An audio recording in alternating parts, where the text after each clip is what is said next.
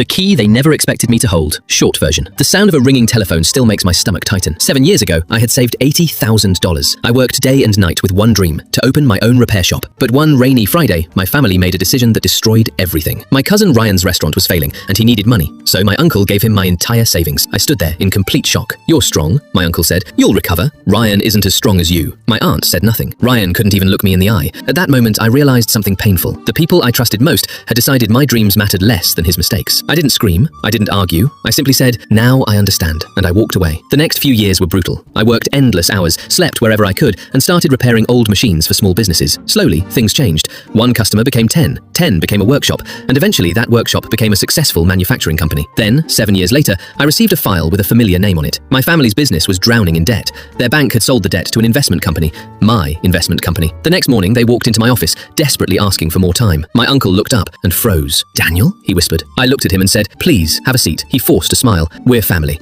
I'm sure we can work something out." I almost laughed. I opened the file and slid the final notice across the desk. "You were right," I said. He looked confused. "You always said I was strong enough to start over." I stood up and looked him directly in the eyes. "So are you." Then I called my assistant and said, "Please show them out." And as the door closed behind them, for the first time in 7 years, I finally felt